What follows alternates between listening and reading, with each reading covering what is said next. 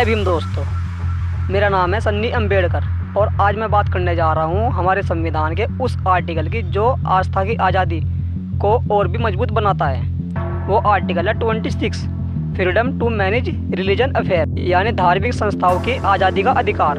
तो दोस्तों शुरुआत करते हैं भारत की आत्मा से। भारत एक ऐसा देश है जहाँ हर गली में एक मंदिर है, हर मोहल्ले में एक मस्जिद और हर शहर में एक गुरुद्वारा चर्च है। यहाँ करोड़ों लोग अलग अलग तरीक़ों से भगवान को पूजते हैं, पर सबका मकसद एक ही होता है, सत्य की खोज, शांति की तलाश।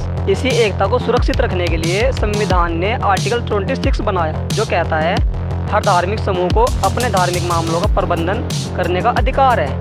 दोस्तों क्या कहता है आर्टिकल 26? संविधान के अनुसार किसी भी धर्म या कम्युनिटी को ये अधिकार है कि वह अपने धार्मिक संस्थान स्थापित कर सके, उन्हें चलाने और प्रतिबंध करने का अधिकार रखे, अपनी संपत्ति रख सके और उपयोग कर सके और अपने धार्मिक काम अपने नियम से कर सके।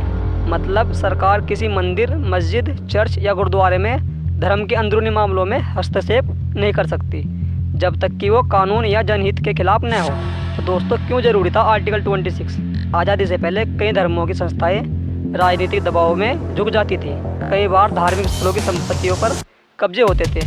इसलिए हमारे संविधान निर्माताओं ने कहा धर्म सिर्फ व्यक्ति की बात नहीं है, धर्म की संस्थाओं को भी आज़ादी मिलनी चाहिए। इस आर्टिकल ने हर समुदाय को यह भरोसा दिया कि उनकी परंपराएं और संस्थाएं संविधान की रक्षा में सुरक्षित है। दोस्तों इसको एक छोटी सी कहानी से समझते हैं। कहा जाता है कि जब आज़ादी के बाद एक छोटे से गांव में मंदिर और मस्जिद के बीच ज़मीन को लेकर विवाद हुआ तो लोग अदालत पहुंचे।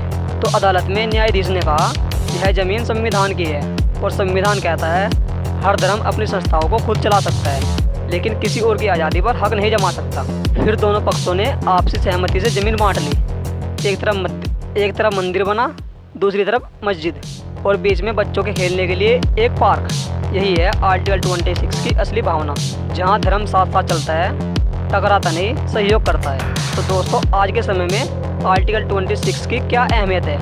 दोस्तों आज जब सोशल मीडिया पर धर्म के नाम पर बहस बढ़ जाती है, आर्टिकल 26 हमें याद दिलाता है कि धर्म संस्थाएं शांति और सेवा का केंद्र होनी चाहिए, न कि विवाद और बैर का।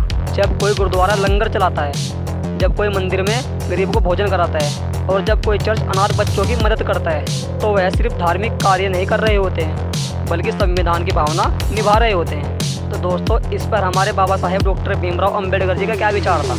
हमारे बाबा साहेब डॉक्टर भीमराव अम्बेडकर जी ने कहा था धर्म तभी तक पवित्र है जब तक वो मानवता की सेवा करता है। आर्टिकल 26 उसी विचार का संविधान में रूप देता है। धर्म की संस्थाओं को आज़ादी दो, लेकिन वो आज़ादी देश हित और मानवता के दायरे में होनी चाहिए। दोस्तों धर्म की सच्ची ताकत उसके अनुयायी की संख्या में नहीं बल्कि उसकी सेवा भावना में होती है। आर्टिकल 26 हमें यह सिखाता है कि मंदिर, मस्जिद, गुरुद्वारे, चर्च ये सिर्फ इमारतें नहीं बल्कि सेवा शांति के केंद्र है। अगर हम सब अपने धर्म की संस्थाओं को इंसानियत के रास्ते पर चलाएं तो भारत ही नहीं पूरी दुनिया हमारा अनुसरण करेगी, क्योंकि जब धर्म की संस्था देश के लिए काम करेगी तब ही हमारा भारत एकता का असली अर्थ दिखा पाएगा। ठीक है दोस्तों, जय हिंद, जय संविधान।